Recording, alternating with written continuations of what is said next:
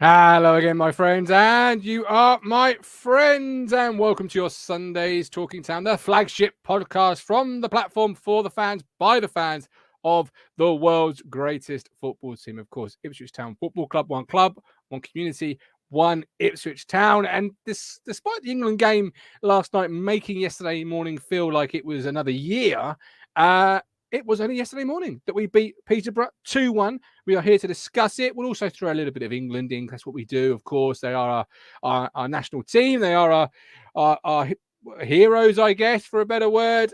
Sadly, not through to the semi-finals. We'll throw a bit of England in. But we'll mostly talk about the glory of Ipswich Town Football Club, sitting top of the League One table. We'll come to that very shortly. There are two ways you can get involved this afternoon. There, of course, the live chat. Many of you already getting involved. Billy Dalton out of the gates nice and early with a big opinion. Southgate, it's time to go. Billy saying, grab your coat, Southgate. And he bloody need it today, that's for sure. It's freezing cold outside.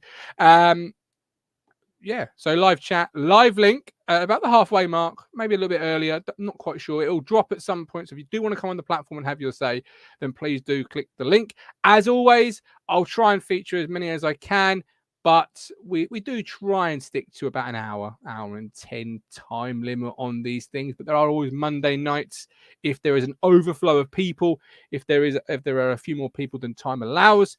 But just click the link, get involved, and we will fly from there. Stephen Perry, afternoon all. I'm not a Gareth Southgate fan, but we tried with a better side. The luck wasn't with us. The McClinical side won. We don't see what he can do about that. A few subs were questionable. I'm sure we'll get into that. Rob Holmes, we're lucky. Best team lost, in my opinion. Lots of England chat, as you'd imagine. We'll probably kick things off with that. James says, as a neutral observer last night, as I said, I thought England were the better side. France were frightened to death of Saka every time he got the ball. Lots to build on moving forward. Yeah, fairly accurate, I guess. Yeah, I would go with that, Jem. It is Christmas round the corner, so I'm going to do a bit of a shameless plug. But fuck it, got a kid on the way. Man's got to pay the mortgage, which goes up every month, by the way. So if you do want to fill your stock in this year with some absolute fantastic pieces of Talking Town merchandise, you certainly can do. Here is our website. The address is shop.talkingtown.co.uk. It is on the screen there, just above the supporters on Ko-fi. There is some good stuff on there. George, obviously, very, very talented designer. But yeah, I think the shipping is between 2 to 4 days, so nothing spectacularly long. Still plenty of time for you to fill your stockings with me, Talking Town. But enough of the double entendres. Let's get on with the show. Right, let's kick things off with our only contributor of the day. So if you come for Rich, you can tune out. The Media Mogul. We've just lost to teenagers. It's absolutely embarrassing. Matt Phillips. Matty with 2 T's. How you doing? I'm good, thanks. The good news is my internet's back working. The bad news is I can't get the mic to work. It's a roller coaster of emotions with you, and it's either up here or down there. There's no in between. Hopefully. A little bit like England.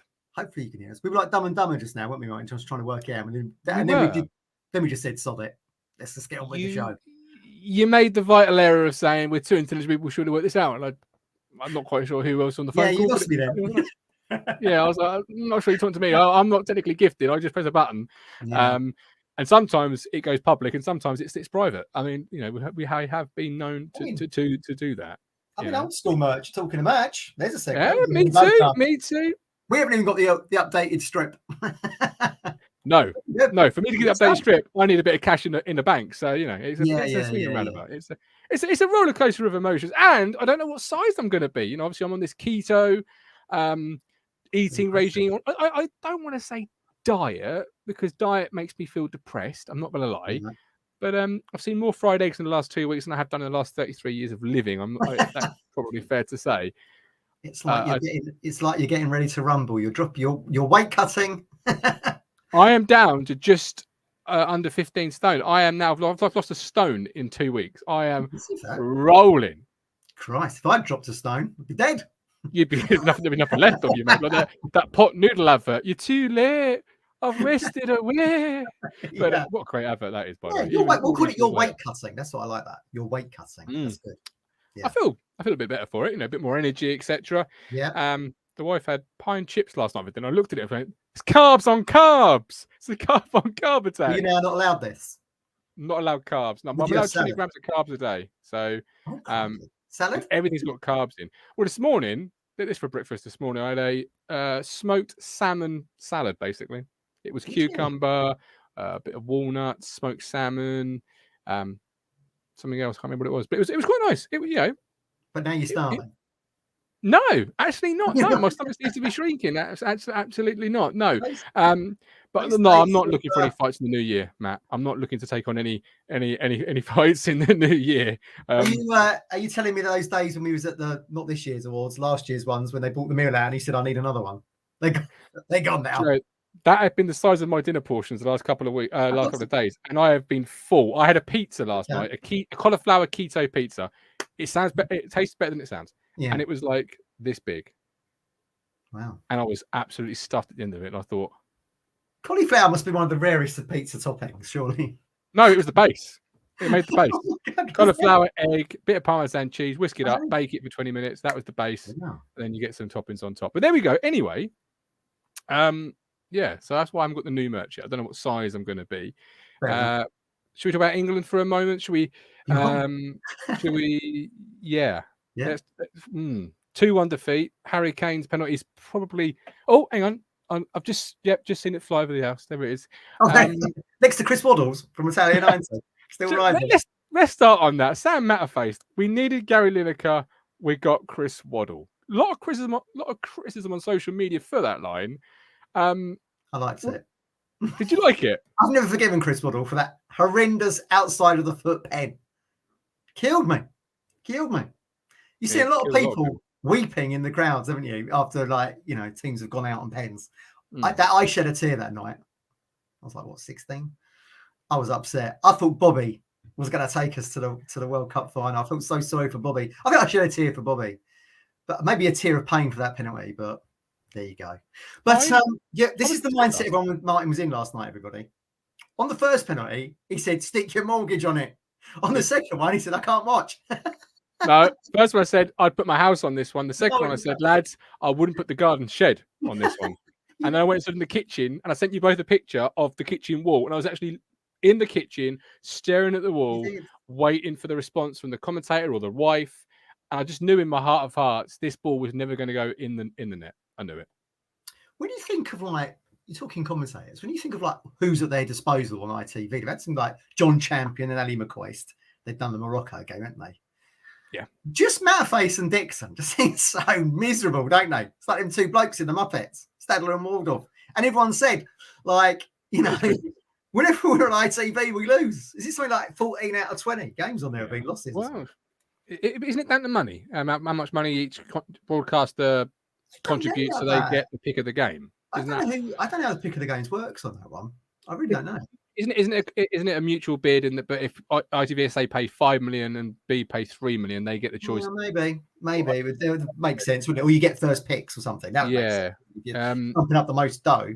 I don't know how it works on those two broadcasters, but yeah, disappointing really. I thought, I tried to turn £5 into 30, didn't I?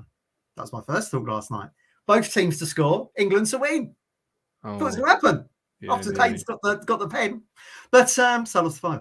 But everyone was wondering about the Saka sub, didn't they? Because he won the penalty. He looked lively on the ball. That geezer who was playing, what was it, left back for them or left centre half or whatever it was, didn't want to go near him, did he? And then was he injured? I don't know. I didn't watch any of the post match stuff. That's the problem, isn't it? You don't know what substitutions are about. You don't know if it's tactical. You don't know if otherwise, really. But I don't like criticising commentators because I know it's a hard job doing live broadcasting. I do it 5 times a week, and I know exactly how hard it is. You can be upbeat though, can't you? Dixon chooses to be. For sure. I think modern commentators need to learn the art of just letting the occasion speak. You don't have to fill the air. It's like being on a date. That awkward silence is actually let it breathe for a little bit. You don't have to fill it with something. Just let that, like last night. No. It's the first thing I learned on dates. Never let the pause happen. Just let it happen. But no, last night the Lineker and Waddle, just let the penalty miss breathe. Because nobody's really listening to what you want to say right now, because they're all.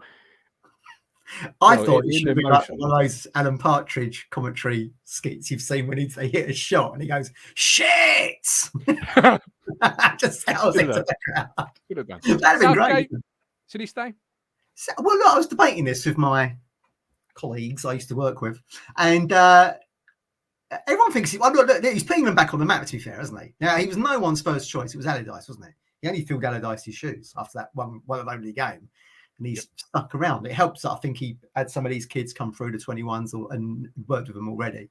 So that, that's quite a continental model, isn't it? A lot of the Dutch do that. They upgrade the under 21s coach to like the main guy. So that's a bit of European thinking. But it's fine lines at the end of the day, isn't it? Kane scores a pen, he misses a pen. Cross comes over, Maguire hits the post. It's just such fine lines. Am I a fan? I think Southgate is, cautious, as someone who's worked cautious, and conservative. He's a great guy. He really is a great guy. He really is. If you met him, you'd really like him.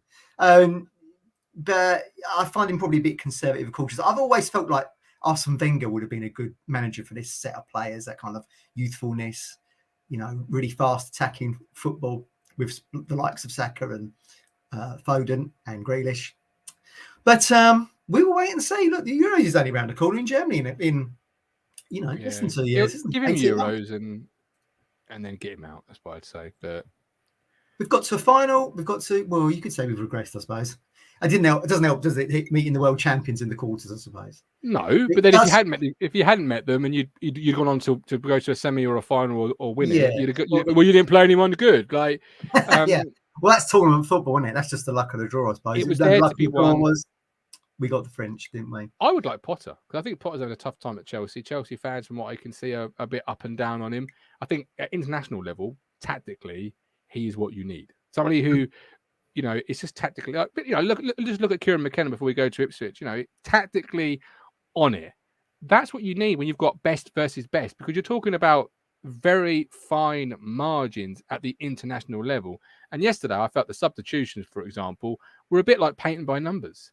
They were, same old plan A with plan A, instead of trying to go, what don't France like right now? The ball in behind. Well, let's get that ball in behind. Let's get another striker up with Kane.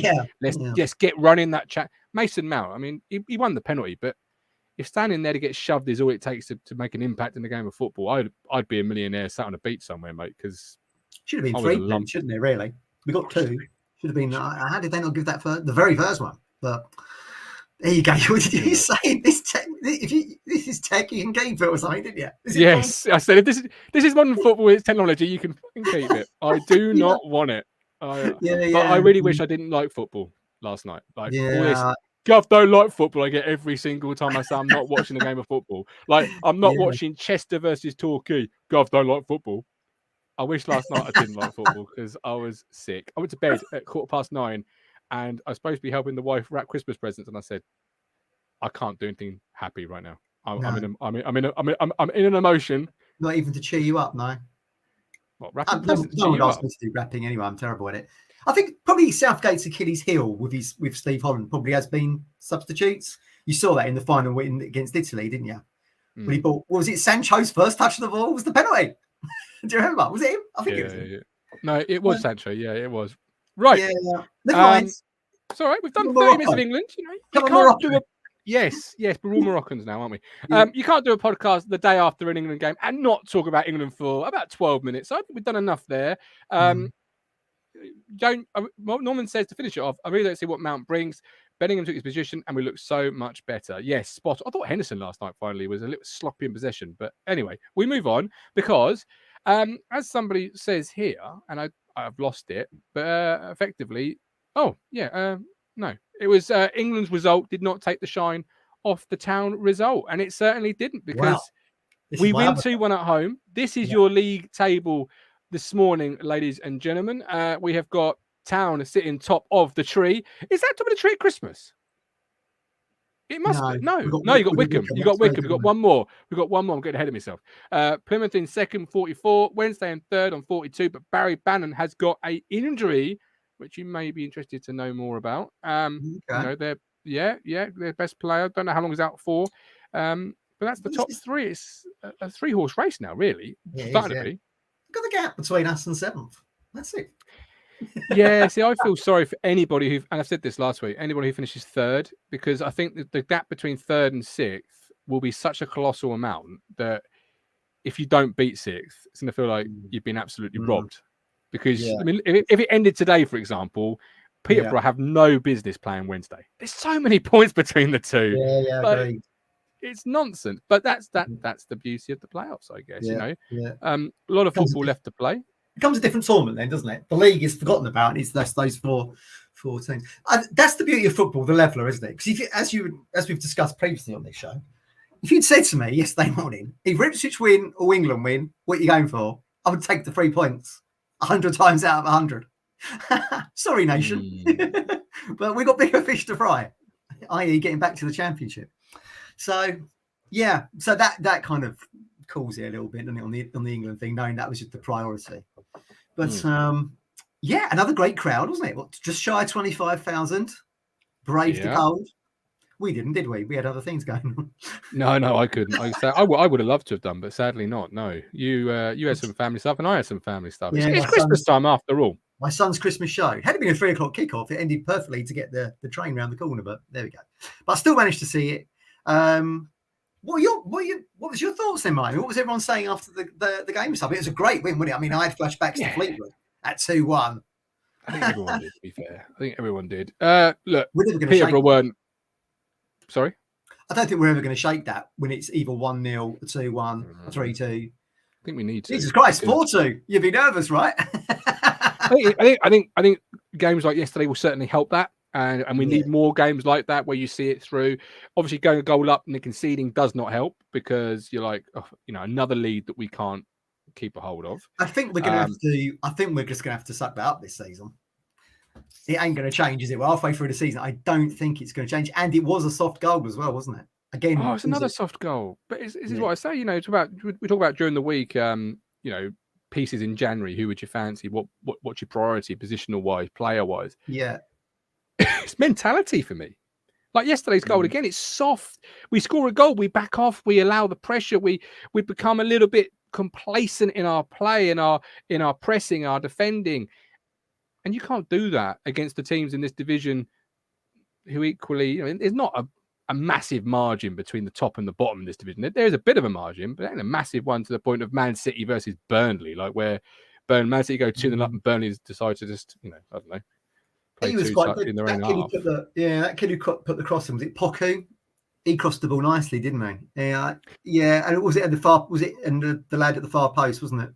Yeah, where's Burns sort of falling asleep? I think the word I'd say actually to go back is teams in this division never know they're beaten.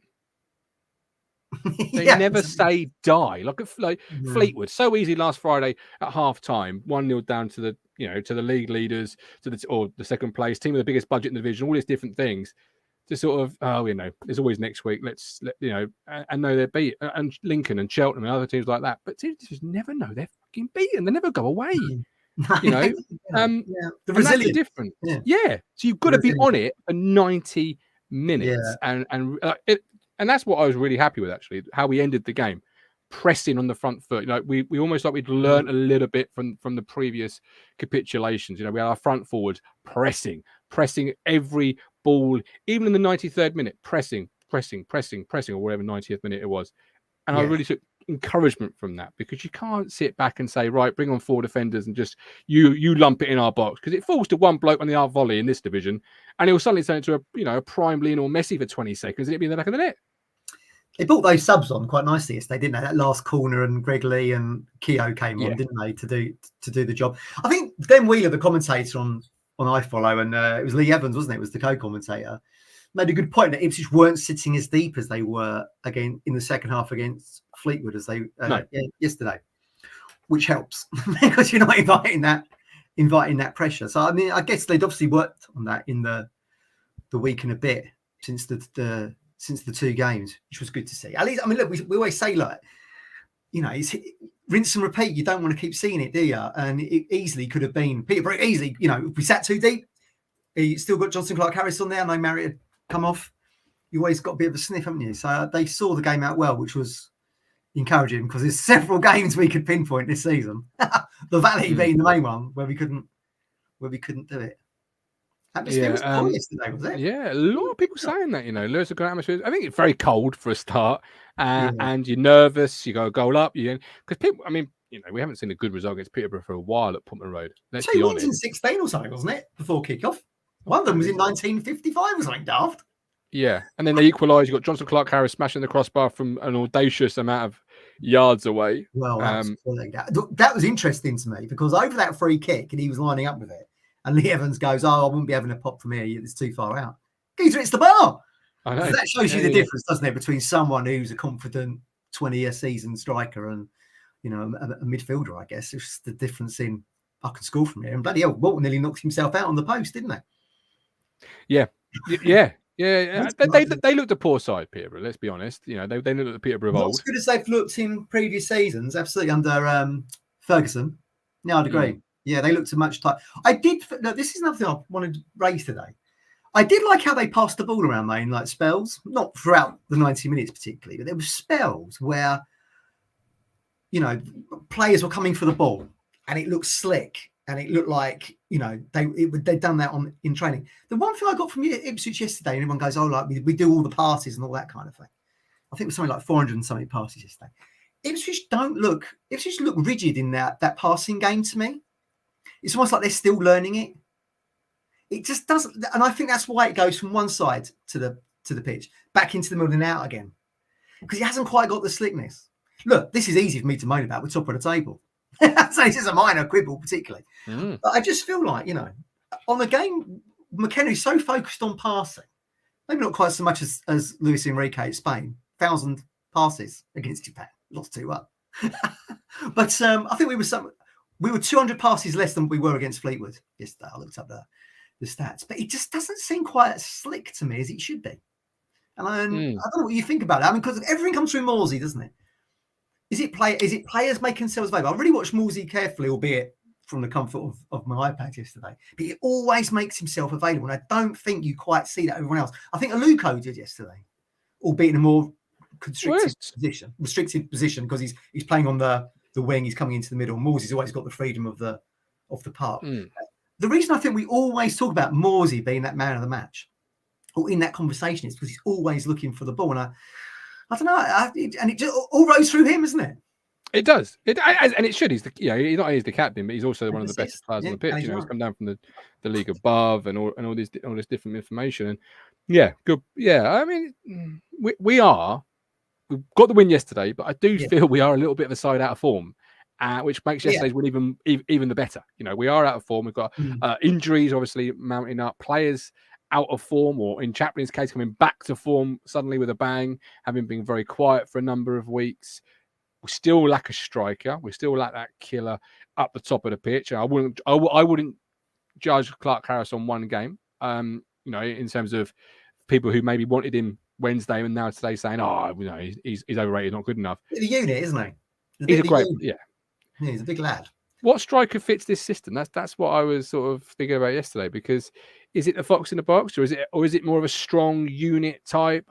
I was trying to think more to what sort of strikers United have, because obviously it's a very United sort of system. This where it's the formation and the style, and I got to Ibrahimovic, a big strong hold up man who can contribute maybe 12, 15 goals a year. Is that the type? Well, that is the type. That is a Johnson Clark Harris. I'm not saying him, just saying that is the type. Or is it a striker that's literally in the box, the ball comes in, he's always in the right place, a Johnny on the spot, and that's the goal.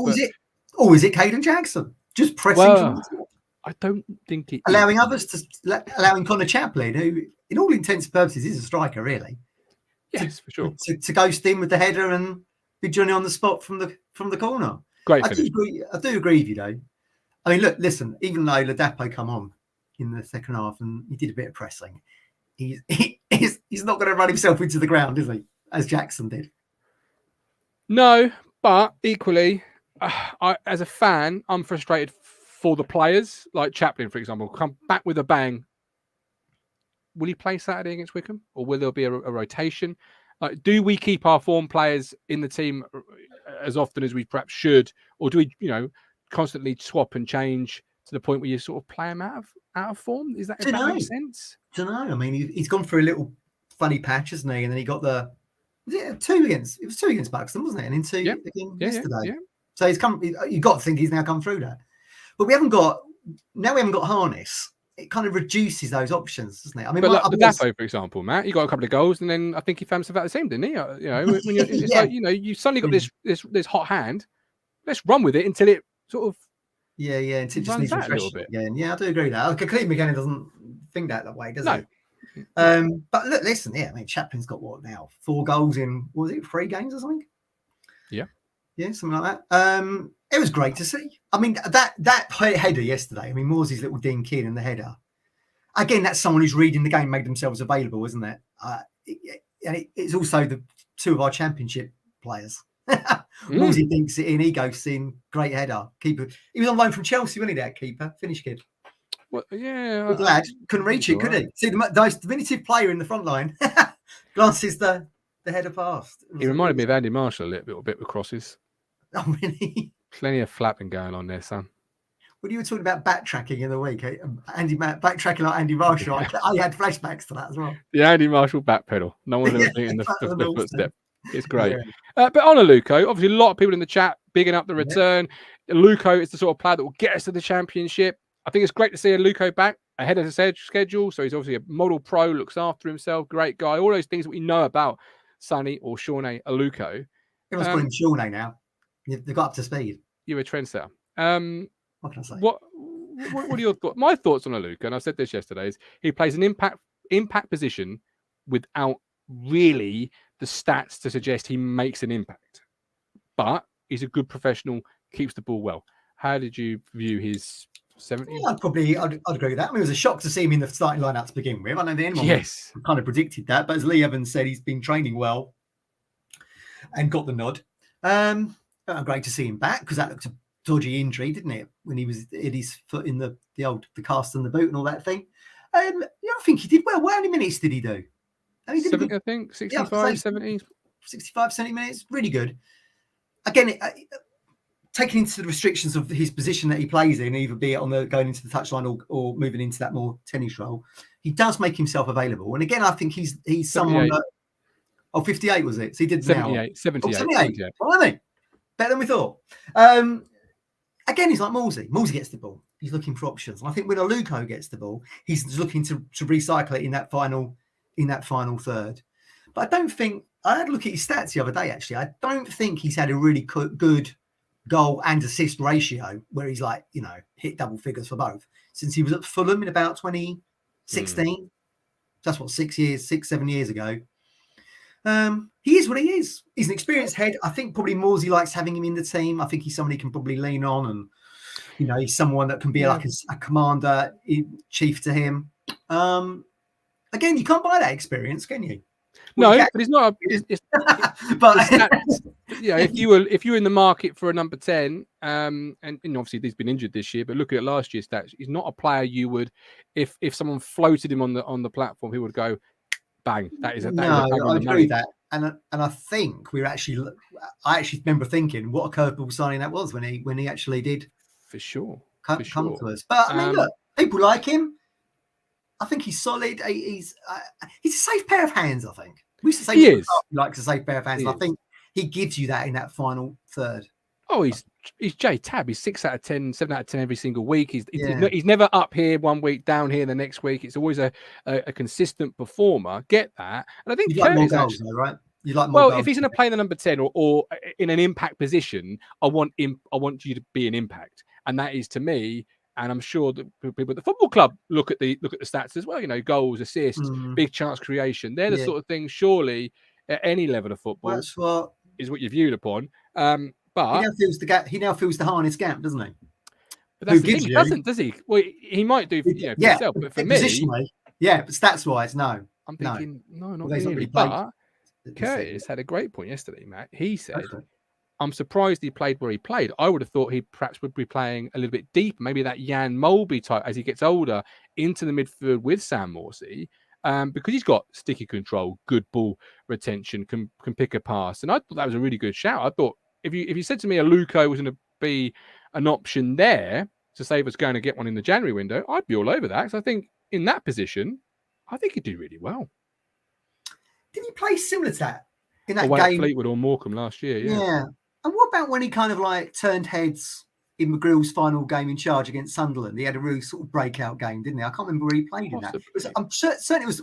He might not have been as central as what you're talking about there, but I'm pretty certain he was in and around. Yeah, I mean, good player. Look, what did Antanas tell us once when we first started the pod? Good players can play anywhere in reality. Yeah, I mean, look, if needs must, you could play him there. But he's going to fill that harness gap for me. But I mean, but that is a true impact player in terms of like, and you saw that in that Forest Green away game, didn't you? He was like in and out of the game.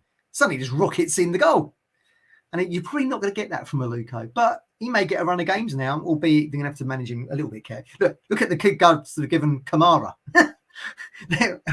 Is Aluko going to get the same? Are they going to give him a run of games? I don't know. He obviously looks after himself incredibly well. Very good, yeah. They said, I mean, Lee Evans said yesterday he's had to do a lot of training on his own, and that's where look, you've got to kind of motivate yourself a little bit there, maybe. Shows you that's the kind of person actually we want in our starting 11, but can he fill that role that Harness has given us in terms of assists and goals, and the stats in the last few seasons says no, but experienced head. It's good to have back in the squad, 100%. Yeah, absolutely. Right, link has been dropped into the chat. If you want to get involved and have your say on the platform, see the webcam and a microphone, not even really a webcam, just a microphone, then please do click that link. I'll try and get as many on as I can, but we are going to finish in about 30 minutes or so. And if you don't get on tonight, you can get on tomorrow evening at 8:30, of course, the Talking Town Extra Time. While you click that link, get yourself sorted. You can become a Talking Town 5th standard today by hitting the join button on YouTube or heading to Ko-Fi, signing yourselves up. It's a monthly, cancel anytime, $4.99. Great value. You get all the content, access to the Discord, which I'm going to be sorting out over this Christmas period, making changes, etc., etc., etc. But all are welcome to sign yourself up or hit the join button on YouTube. I know you'll remember, Matt, because you're obviously a star, not only wearing the merch, but also a member of the platform. You know. Here's a question for everybody. Would you say Clark Harris and Marriott, formerly of Ipswich, Jack Marriott, would you say they're two of the best strikers in the division? No. Would you take them if they offered to us? Not Marriott. Not because he's had a good career since he left us, hasn't he? Albeit sort of floating around. They're saying, don't they? Never go back. No. Clark Harris, I still think we should have took when Bristol Rovers were, which were selling him, but it was a different regime. If we had the game changer then, I wonder if we would have that would have been a striker we were picking up. Yeah, absolutely. But I don't know. I mean, how much do you put on a striker? Like, promotion obviously is very vital. I think it was not a 9 million black hole, was it, when we got relegated? So let's say it's worth £9 million to be promoted. What price do you put on that striker? Like, how much is too much to go and spend? Well, Ipswich is kind of the anomaly to that, isn't it? Because we have got money to spend in terms, compared to probably, I don't know, a Barnsley or Pompey that are sort of, in and around us. I don't know. I mean, look, you could pay stupid money, couldn't you? But what's the reality, really? If you're taking someone from lower championship or in this division, 3 mil max, 2.5, 2. Yeah, we are League One after all. I mean, obviously, age comes into it a lot of time, doesn't it? Well, age as well, with players and injury records and everything like that. Just like Johnson Clark has, people keep saying not for the money. I mean, Jason says Posh want 5 million, not worth it.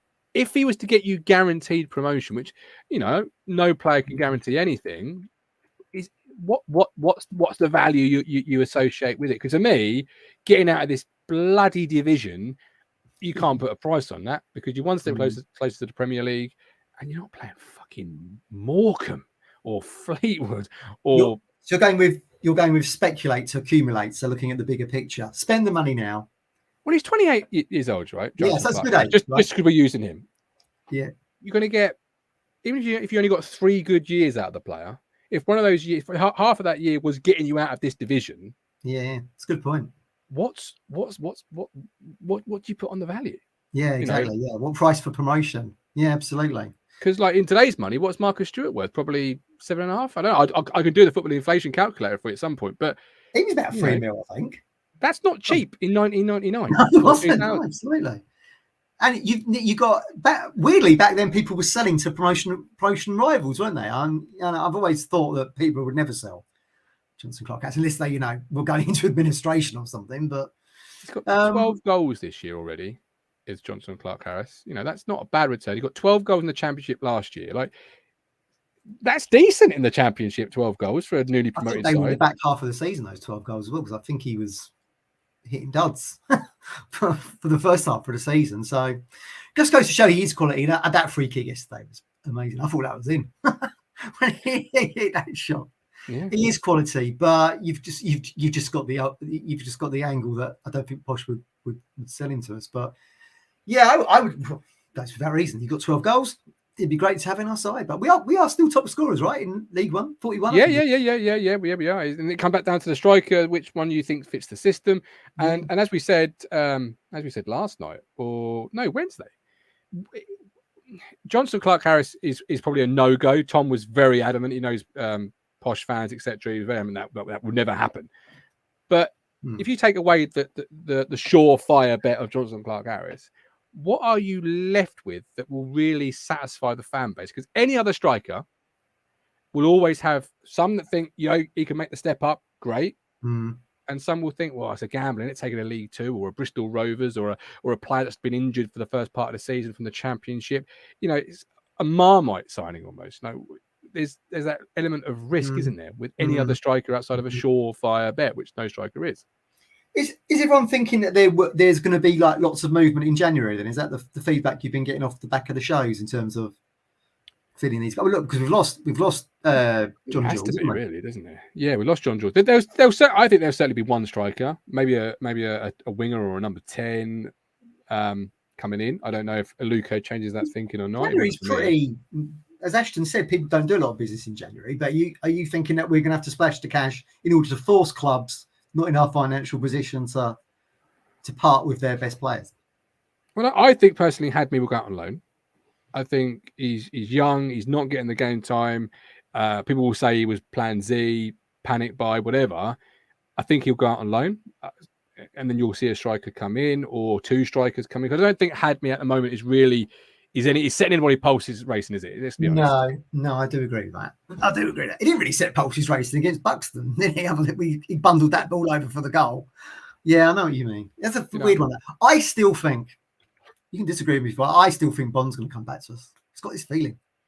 That's someone who would be you're talking about who's going to appease the fan base, right? I think that would appease the fan base. And if you can get him like he was in August, September last season, which got 12 goals before September was even over. Yeah, you get that spell of form back. If such a big word, isn't it, for two letters? If it really is, that's really contributing to this team winning the title. I think. I'd love to know what's on the list. What's on the dashboard list? Well, people got an Aaron Collins shouting in the chat by Louis. It's a name we've spoken about, but again, he's got 11 goals this year in League One. He got 16 in League Two the year before, and I think 11 the year before that. Who's that? Collins at Bristol Rovers. Oh right, okay. How much? He's 25. Like what is he going to cost compared to another player? Can he make that step up? Like, because surely you're not only looking for this year, you're looking for, is he going to be good enough to make that step? Absolutely. I mean, it's different, isn't it? We saw it with Piggott to some. Oh well. Could Piggott come back? I just went one in. Well, we saw it. Have a pause, but does he? I don't know. No, he's not. I don't think he is. I think I read in the week that Cowley said Piggott is right to be frustrated, or could be frustrated. Right, okay. Well, I have to look at his stats. Bear with me. Newsflash. Are you surprised? Well, I know some of the crunch will be. 25-goal Joe. Yeah. But again, that's someone. He's played 14. Who had a really good season. And you think, exactly answering the question you just had, could he step up at Ipswich, having been at a small club like Wimbledon? The answer was no. And that's the risk you take, isn't it? Because suddenly you've gone from, Joe, give us the goals to keep Wimbledon in his division, to get us the goals to get us promoted. There's a lot more pressure involved then, isn't it? And you're going from playing in front of man and his dog at these little clubs to playing in front of 25,000, 30,000 people. You are. Ailey says Twine, 20 minutes for Burnley, not working for the player or the club. Wow. Right. I think you'll get a young player coming on loan for sure. Like a Tyrese John Jules replacement, another young player from a Premier League club on loan. Twine's not been injured then. That's really interesting to me. That Twine is not injured. He's just not playing. I'm not sure. I'm not a Burnley fan. We have got a Burnley fan comes in the chat sometimes, actually. He could probably let us know. That could be if he's just not getting game time, that could be a shout. Because we tried to get him, didn't we? In the summer. Yeah.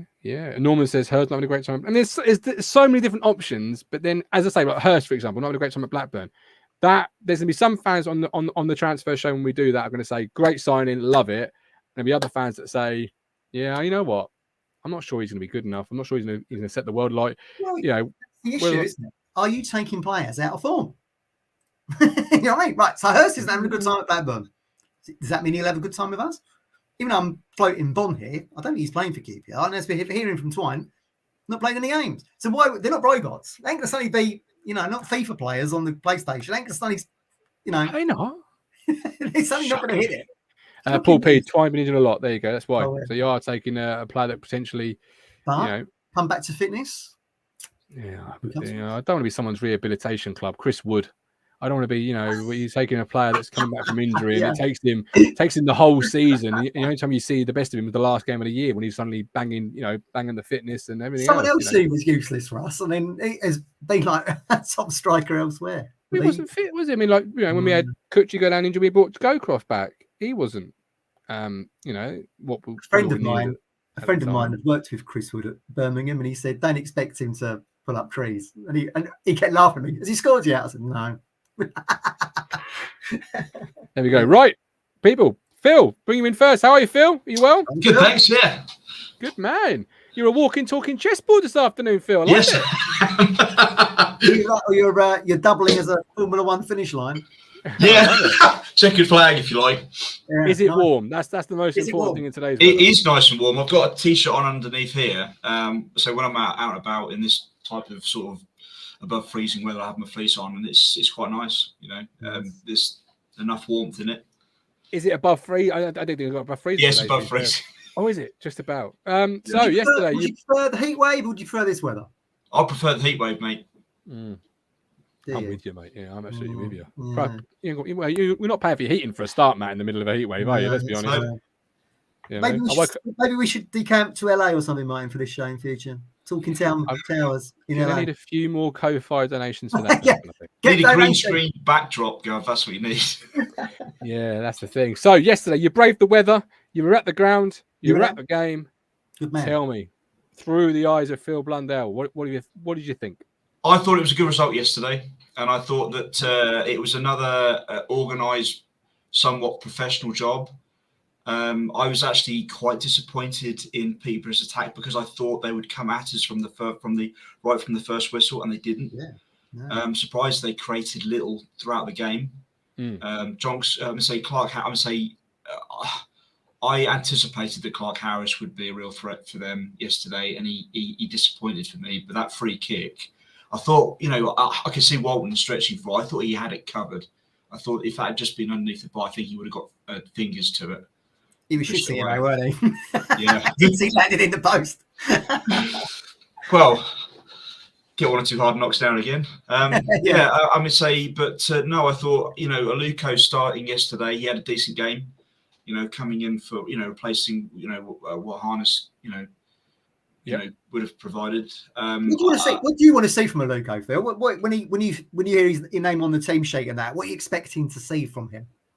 For me, I bumped into Colin before the game, and Colin was adamant. He's always passionate about certain types of players, and he said that Aluko plays today, Town will win the game, and he was absolutely right. And for me, before he got injured back at the bottom end of August, for me, his off the ball movement, his agility on the ball, provides our attack with something else. McKenna threw him, started him today, and Peterborough weren't expecting it. They simply, they weren't expecting Aluko. They were looking at probably Ladapo and Chaplin. Not Jackson and Aluko. And Jackson, he works hard. He didn't have a great game yesterday, but he worked hard enough, and he closed them down quick enough for them to put pressure on that back line. And I thought Town's work rate and they just, I felt for me they did a professional job. Yeah, I would say it was a bit nervy towards the end. Like it was the last 10-15 minutes with us. It's just you just don't know what's going to happen, and like you never know what's happening in the last 10 minutes of this game. You never know. But that the last 10-15 minutes against Fleetwood, I can compare the two games now. Both teams really created very little. Fleetwood never really looked like scoring a goal for me, and yet they got that Fleet goal right at the very end of the game. And you don't need to try very hard against us to score. And even Peterborough yesterday only had one shot on target, and that was other than the free kick. The cross, the cross. And getting on the end of that for their goal was probably the standout moment for them. If I was a Peterborough fan, I'd be scratching my head, feeling frustrated, coming away from yesterday's game, thinking, how on earth did we not create more in that game, especially with Clark House? I personally think, talking about Clark House for a moment, that he's not worth £5 million for me, not in League One. Maybe, with the goals he scored and the goals he's capable of scoring, I'm sure if he had probably a better service, then I could see him getting more than 20 goals in League One.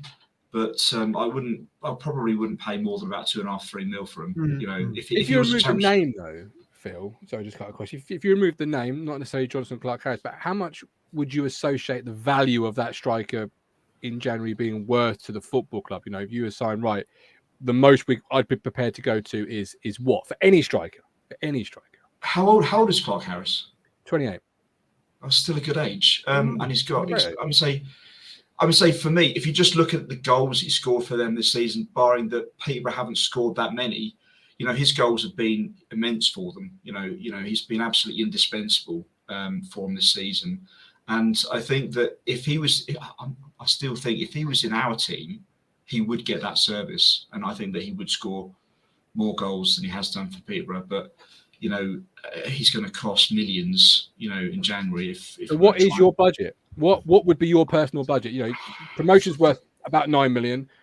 It's obviously out of this division, all different things. But what would be your personal? What's the Phil Blundell fantasy football budget for a striker? What would you be happy, comfortable with, knowing that you could go to if you were the man with the checkbook? For a striker, top end 2.5-3 mil max. Okay. Yeah, 2.5-3 mil. That's reasonable. You're paying silly money then, aren't you? Yeah, I would say January's overinflated. We all know that. And I think we've got the money. I've seen 1 or 2 posts and rumours about Jordan Rose coming back to the club. He's now 33. He's got championship experience, so I think that he probably would be a decent enough signing towards the end. To see us through to the end of the season. Where is he currently? Where is he at the moment? Where is he at the moment, Rhodes? He's Huddersfield, isn't he? He's still at Huddersfield. Oh, he's still there. Yeah, that's right. Huddersfield, yeah. I think they've been struggling this season, haven't they? Yes. Yeah, a bit. Well, sure, I don't actually know much about the championship, if I'm honest. But he's played 21 times, started 9 games, scored 3 goals. Not the greatest of returns at 32. No, he's not. That's the thing. That's the thing. Outside of a player that's in banging form, like an Aaron Collins, but can he make the step to the table? Go there? Are they really? Yeah. Good Lord. Yeah. Good Lord. What were your thoughts? I know you're big on the referee. Before I bring in somebody else, Phil, got a few people waiting. But what were your thoughts on the referee yesterday? Phil Blundell referee watch. To sum up in one word, dubious, but not as bad as the ref we had against Fleetwood. And the England ref?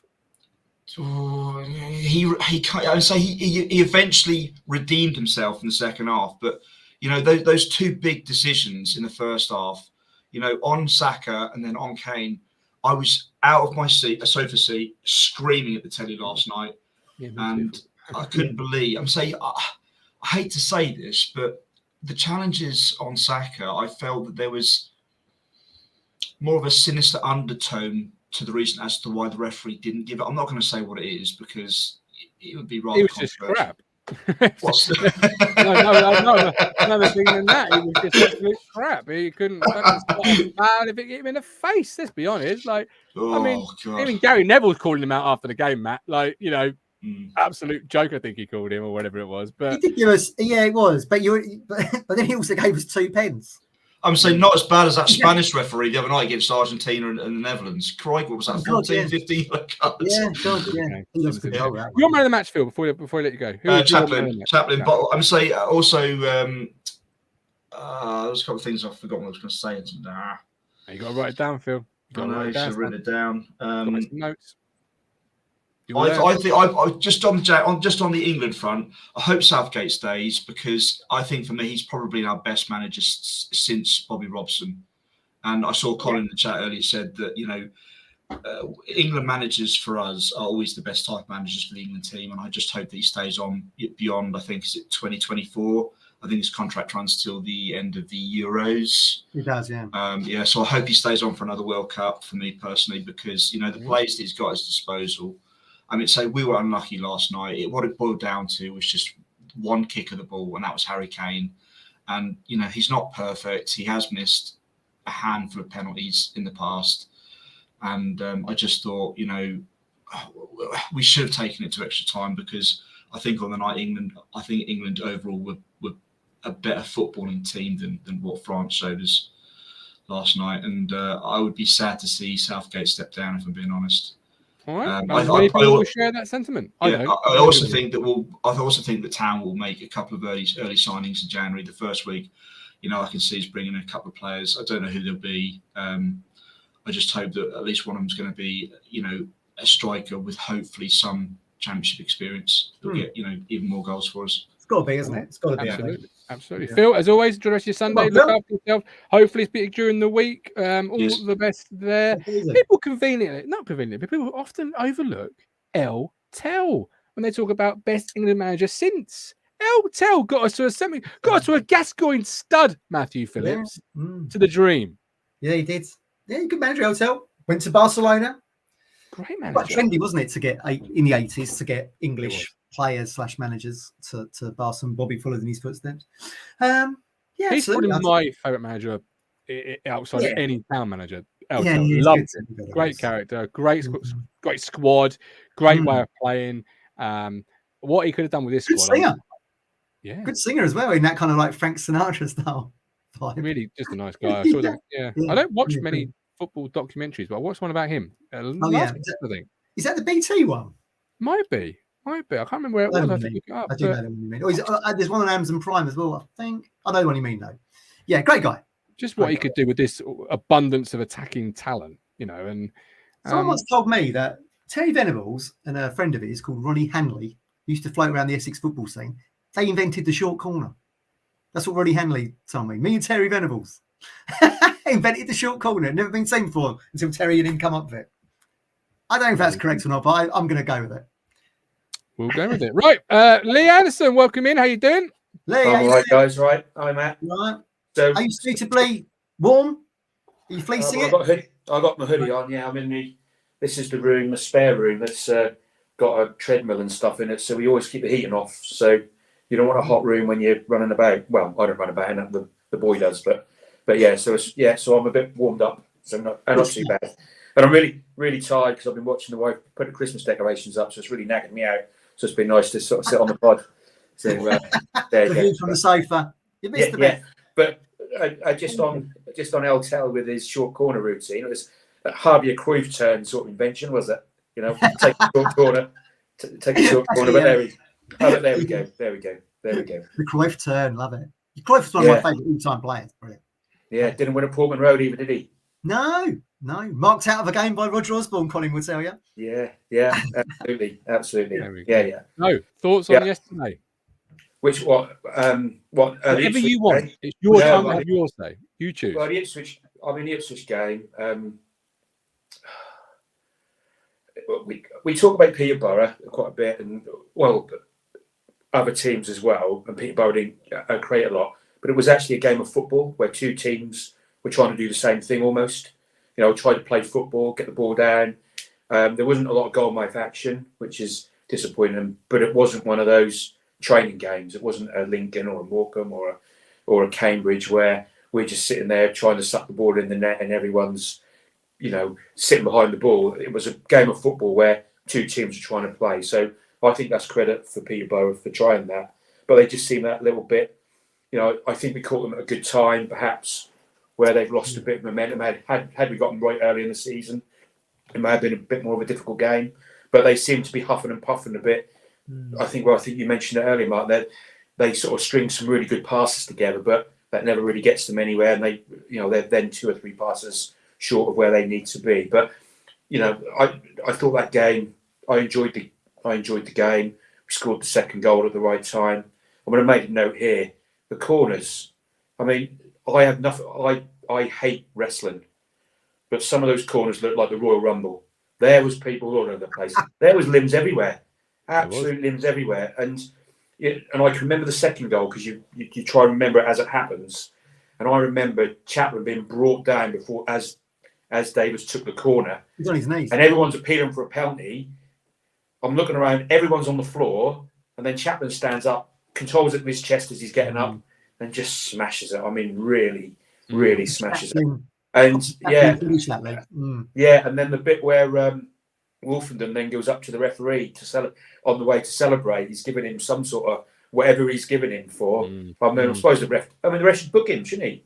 I mean, let's be honest. It's the same. That reminds me of a point there you saying that, Lee, because actually when that ball comes in from Davis, and it reminded me of Berra, Tommy Smith, Chambers. You know, they all used to run to that far post. Yeah. It might be. I think Burgess and Wolfenden really do a great job in forcing that ball to go across everybody to land at Chaplin for him to. It's a great finish. Typical. Yeah, I think the defender it just skimmed the top of the defender's head. I think. Looking at the replays, it skimmed the top of the head. Glenn Wheeler, the commentator, goes, "Connor Chaplin, baby!" Yeah, proper celebration. Yeah, yeah. You were talking about the commentators earlier. I think he's great, and of course he will be. He's a little bit biased towards Ipswich. That's what you want, though. That's what you want. That's what you're for. Yeah. Connor Chaplin, baby. That was a brilliant quote. Absolutely brilliant. And and long may it continue with Connor Chaplin, because he's had his day. He does come in and out of form in terms of goals, but he's our fox in the box, isn't he? He could be our 20-goal season striker that everybody talks about. Which is always rated as him as being that striker. Didn't they? Yeah. I just want to mention Caden Jackson as well. I mean, I listened to the post-match. Interview on BBC Radio Suffolk, and McKenna's words were, "You'll not see a better striking display than that anywhere in England today," something like that. That's what he said. So we talk about the whole game. So we have to. So I think about that and think, well, he weren't particularly good first half, but then I don't think the team were, and I don't think he was getting the ball in the positions where he was making that, where that was being really effective for him in terms of getting on the ball and doing what he was going to do. But second half, he tore that number 6 who was marking him. He absolutely terrorised him for the 25 minutes in that second half. And actually, when Ladapo came on, and this isn't a slight on Ladapo in any way, the number 6 liked that physical battle, and he started to win a bit. Yeah, he started to win a bit more. Yeah, he was probably quite happy to see Jackson go off, if I'm being honest, because Jackson was running him ragged that second half. What are you looking for, Lee, from Caden? Then are you looking for someone who can come hold the ball, get it out onto the flanks, and then meet it in the penalty spot, 6-yard box? Is that what I think he's that. I think he's spinning in behind. So I think he plays games where. So I think McKenna picked him yesterday. One, because the centre half, is a bit of a bit slow, and he can maybe get behind. But I think he expected Peterborough to have more of the ball. So in a game like Peterborough, particularly at home or away, where there's space to play in behind when we counter attack, you're going to want Caden Jackson maybe more than Freddie Ladapo. The pace, right? Yeah, it's the pace. If you're playing Cambridge and they're camped on their 18-yard box, you don't want Caden Jackson in the centre. You might want him on the wings to come in for Burns or something like that. But his pace is in behind. So I think that's what Jackson is for. It's just a shame he can't, he doesn't score a few more goals. But I think he was hauled down on I don't know if anybody else saw that. Where Morsey got booked. So there was a blatant, another bit of Royal Rumble. There was some sort of clothesline. Is it clothesline they call it? Yeah. Or something like that. You're a secret fan, really, Lee. You're spouting all sorts of... No, I haven't watched it since The Ultimate Warrior. There you go. Once I realised it was fake, after about 10 minutes, I realised it we're watching. It was when they started smashing people with steel chairs. Yeah, that's the best bit. That is. Yeah, but anyway, so... Get a tables, Matt. Yeah, so Jackson getting hauled to the ground, those sort of things. That I think that frustrates the fans, because That weren't a pen, by the way. That weren't a pen. No, but it was a fact. Yeah, but he's doing whatever he's doing. I'm not saying they both had each other's shirts. That was a needless booking for Morsey. You got booked, like you rightly say, you got booked off the back of that, and it was yeah. I think sometimes though, I think as the skipper, I'm not saying you do it like Roy Keane would do it, but you would.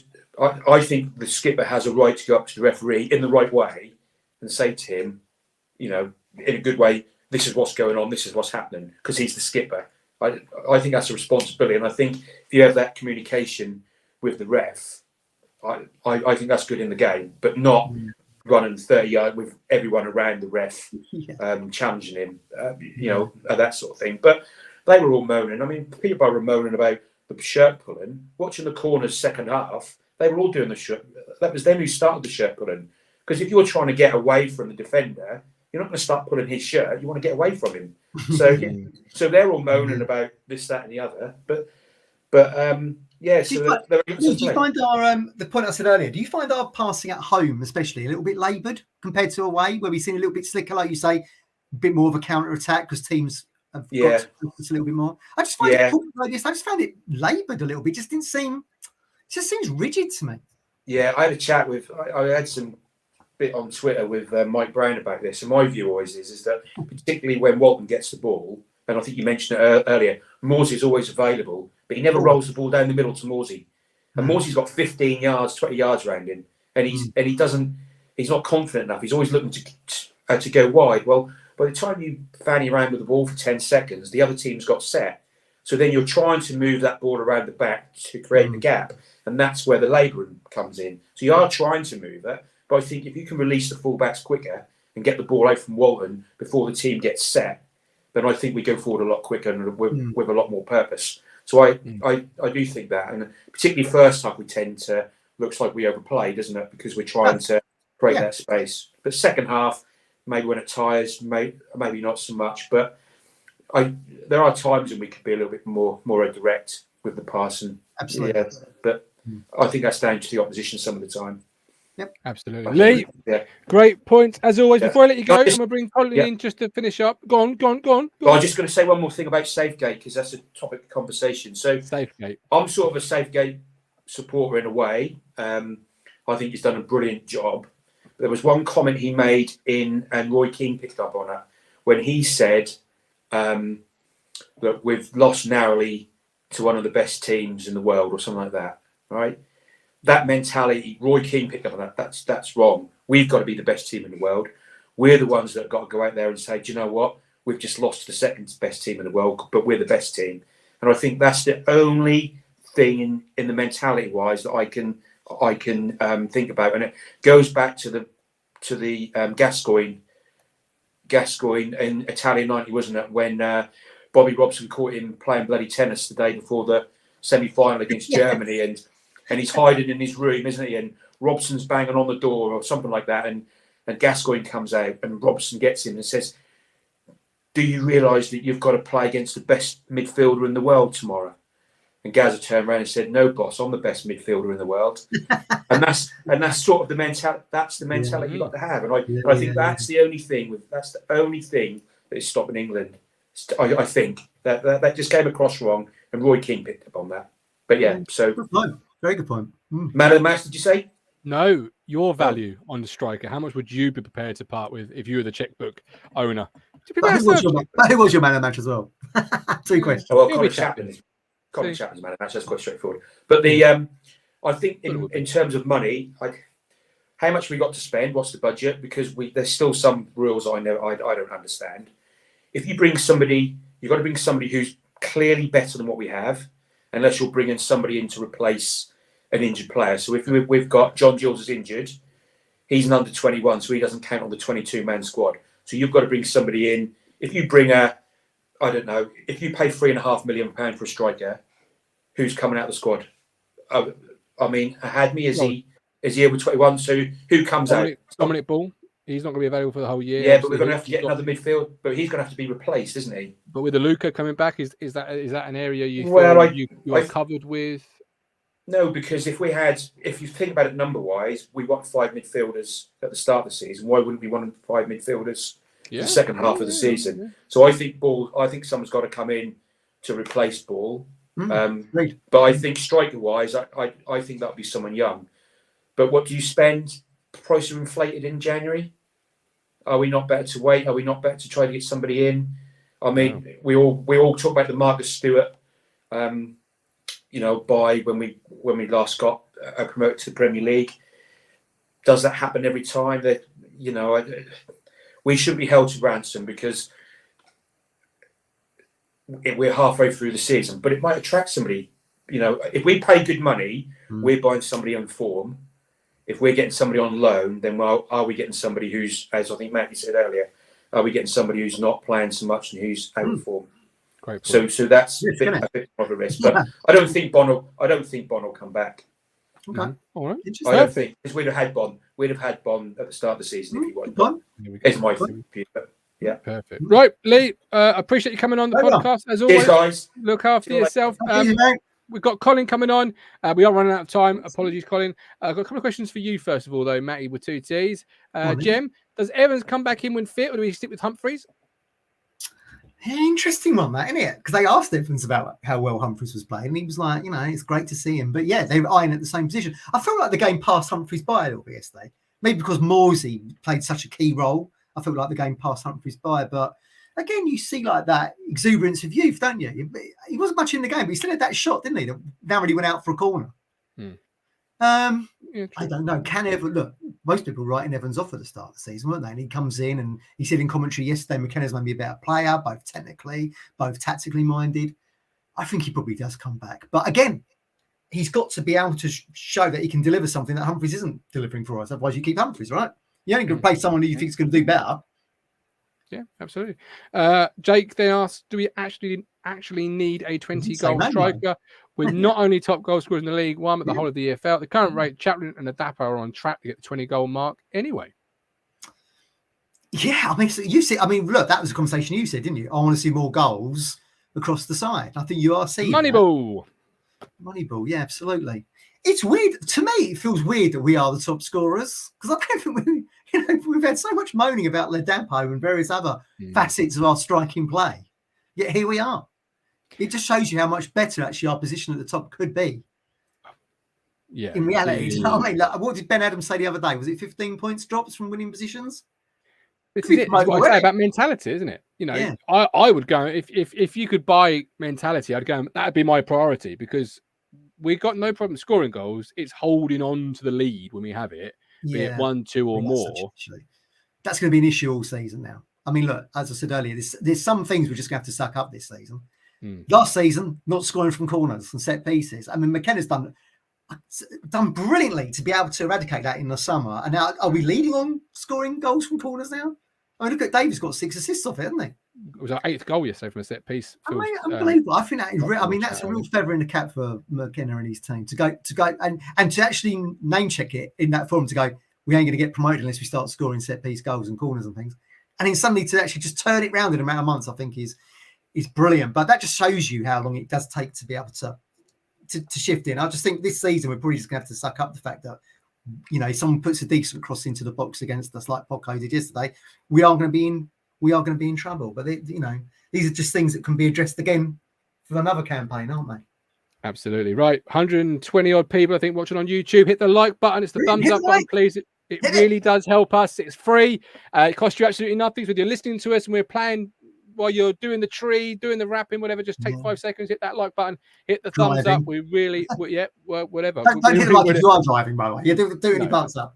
No, Matthew, keep it fucking legal, please. But do hit the like button whenever you've got that spare minute, as somebody just has on Facebook. Thank you very much, Stephen Bills, for hitting the like button on Facebook. See, Stephen is a friend of the podcast. Love that. Colin, your chance. I'm sorry we're late in coming to you. What are your thoughts on yesterday's 2-1 victory? Don't worry about it, Gov. Please don't worry about it. How are you, Matt? You all right? You all right, thanks. You okay? Yeah, I'm all right, mate. Yeah, well, I am and I'm not. Right. It was a funny old day yesterday. That's what I put in the chat. Funny old day. Tell me all. I woke up, I had Neil Perks here staying with his dear partner. And we went and had a little tour of the ground. And brilliant. I'll show him how to do the crossbar challenge. Hit that first time. Wow. So that's probably a bit of luck, but there you go. Any video footage? Any video footage of that? Do what, Matt? Sorry. Was there any video footage of that? I think somebody might. I think Amber got something on video. Yeah, but no. What was I going to say? Yeah, it was a funny old day. Town.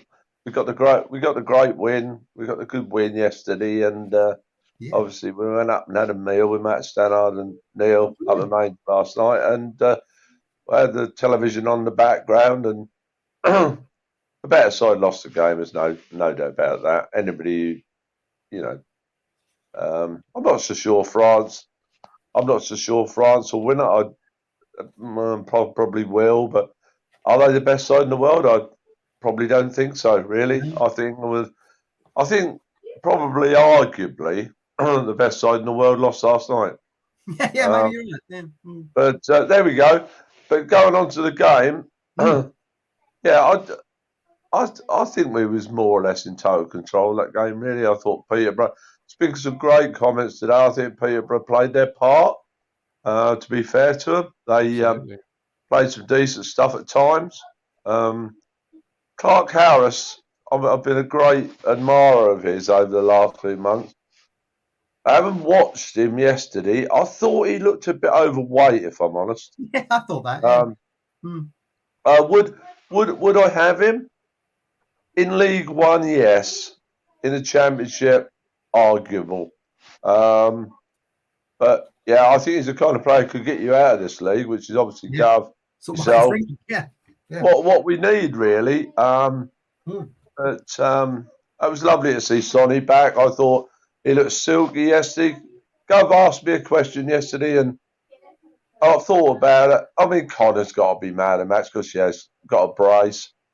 But I thought Sonny and also Humphreys. I mean, although he was he weren't as good as usual, but I love that boy's left foot. He's got a silky left foot, and I love.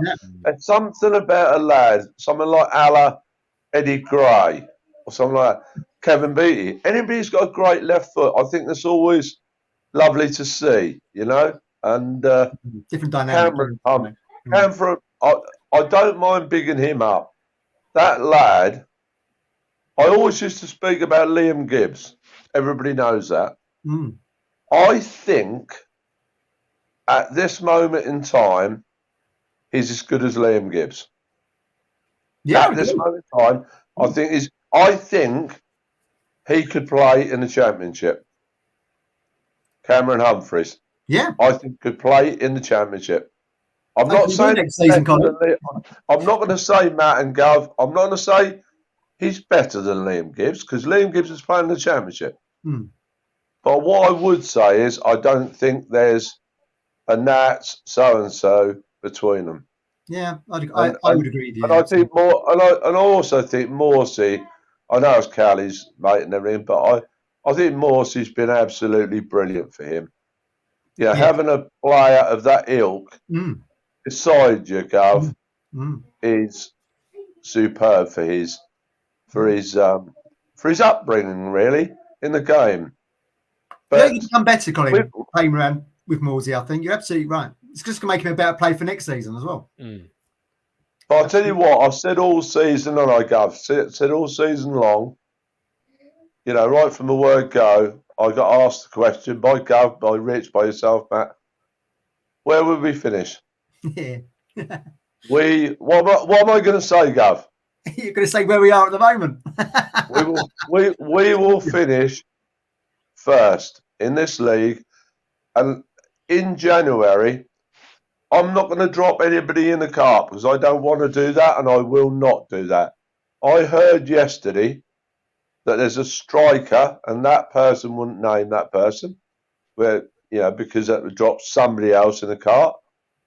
But a striker allegedly is very well down the line. Brilliant. That's good to hear. Let's hope it's someone decent. What do you think about that, Gav? Delighted.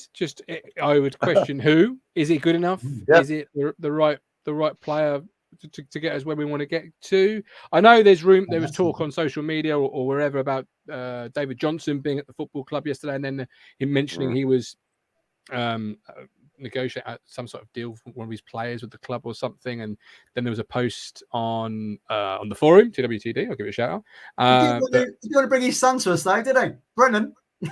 No, sadly not. No. Sadly not. But it's Drinnen, says Norman Grimwald. It fucking better not be Drinnen. The big return. Another you thing won't see me at Pit Road again. Gav, do you mind if I just say one more thing, please? Of course, my friend. Yes, of course. I love you. Give me a chance. Thank you. I'd like to say very, very much a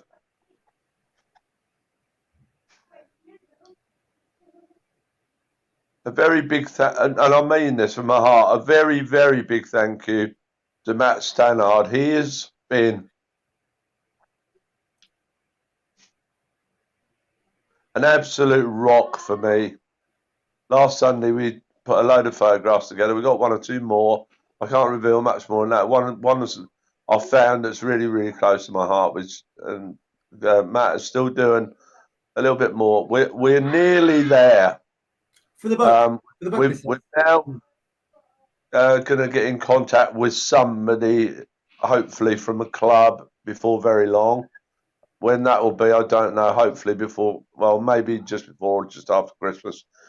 And the book, like I said, with Matt Stannard's fantastic help. He actually told me the other day, because he'd done it all digitally and stuff, how many words I wrote. And I actually wrote 78,500 and something words. Oh my God, it's like Bernard Cornwell novel, this, Colin. And brilliant. And I spoke to Liz Edwards I spoke to her at the Fleetwood game, and when it comes out, she's going to put it on the stand and everything, and in the fan zone. And fantastic. You boys,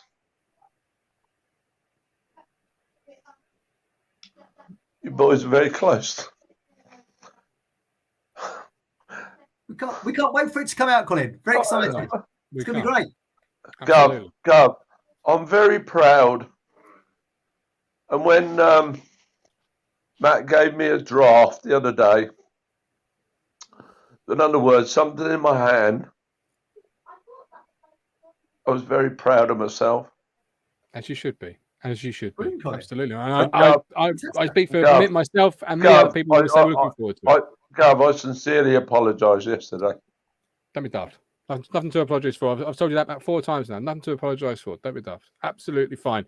I've had many people put the phone down to me, Colin. Don't worry about it. I have an effect on some people. Believe me. So I didn't take it personally. I actually laughed. Colin, Colin, how long do you think it is until we actually have the physical book and people will be able to get it? What's the kind of time? Like I say, I got the draft. Like I say, obviously there's something different got to happen to the cover, the front cover at the moment, because we're not overly sure that the front cover, is how it should be. Back cover's fine. Photograph of me with somebody on the back, which I can't reveal and won't reveal. And it says Colin support the club 58 years kind of thing in the back, and one of the forwards, I done a forward obviously, and Matt did one, and I read that last night, brought a tear to my eye. Matt wrote a lovely piece in there, which you'll all read one day, about myself and our friendship, and very proud I am actually. Good man. You should be. 2023, we're going to see this. It's going to be great. Looking forward to it. Many people in the chat looking forward to it. I am. I think for the whole community, when I say we are looking forward to seeing the fruits of your labour. Will you promote it for me? I've got a family to feed, Colin. If you pay me the right amount of money, mate, I'll do anything. We have a little signing stand by the statue, can't we? Do what, Matt? Sorry. We'll put a little table up, and you can sign them, can't you, at the statue? Well, if we see the right people, and hopefully me and Matt will see the right people in the next few weeks, or whatever. Hopefully they might allow us to do something with maybe in the shop or something with maybe a player or whatever. Keep your fingers crossed. Yeah, and absolutely. I would hope, I would hope that'd be somebody who I really, really admire, or maybe a couple of players who I really admire at the club. If me and Matt get to have a coffee or whatever with Mr. Ashton or Mr. O'Leary, hopefully, he might allow that to happen. Keep our fingers crossed, Colin. Because we're quite friendly now. Most of us are quite friendly with Wes's mum and dad and this kind of thing now, and hopefully something could be organised, with maybe one or two players. And it'd be my honour to promote it. But Colin, thank you. Really enjoy listening to you, and thank you for coming on today. Look after yourself. See you soon. All the best. Ben Moore in the chat. Big up, Ben Moore. I hope you're doing all right, my man. Keep us updated. Yeah, everyone's thinking of you and praying for you. Lots of love to you, Ben. Hope you're well. But hope you enjoyed the game yesterday. Nice little 3 points. Absolutely. But there we are. I did offer to do the forward for Colin, forwarded by the Gov, but he didn't seem to like that idea as much. But got bigger fish. Yeah. Bigger fish than the Gov, the Podfather. I have given you live shows, people. Come on now. We are in your pond right now. Oh, not me. Right. Another great show in the books. We had done. We had dusted. Another great one. We're top of the table. We breeze through the shows, don't we? You think back to the other Lambert, Paul Lambert years. Yeah. Oh God. Listen, we're almost halfway through now. We're top of the table. You couldn't have asked much more, could you? Certainly couldn't. No, exactly. We will return with another live show again this week. It might not be tomorrow, but it will definitely be Wednesday. I will keep you updated. I am having a little bit of a configuration with the schedules. I've got a baby on the way. That's going to come as no one's surprise. And I have a very understanding wife, but I have an understanding wife to a limit. So I have to look at the schedule and the diary, and some things come in, some things come out. But we'll keep you updated as we go. But as we step closer, baby's only due end of January, so we're getting closer and closer and closer. Yeah. So some things will drop off naturally, and be picked up, and but we'll update you all as we go, no doubt about it. But yeah, so keep your eyes and ears peeled. Discord if you're a Talking Town Fifth Standard. If you're not, why not? Get involved. Hit the join button on YouTube or on social media. But we're done, Matt. Any final words before I press the button that says outro? Yeah, like I say, top of the table. Wickham coming up. A place where we got that big win last season, wasn't it? 4-1. Was it 4-1? It was 4-1, wasn't it, there down there? Yeah, we hammered them. Yeah, we battered them, didn't we? So that would be nice again, wouldn't it? Obviously not the force they once were, sitting around, 9th, 10th, 11th, something like that. Well, they're on the march. They're on the march. They've now risen to the heady heights of 9th. They've lost one of the last 5.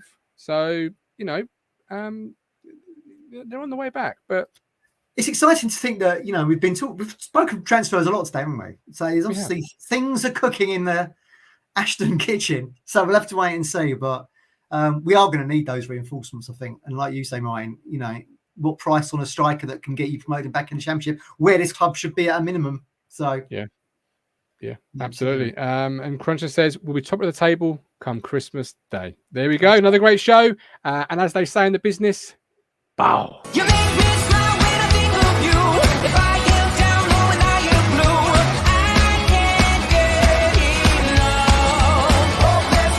You make me happy, I feel so fine. Oh, how I wish that you were mine. I can't get enough. Hopeless lover. I woke up all soaked in sweat, weird chills running down my neck. I thought went crazy from just the thought of you.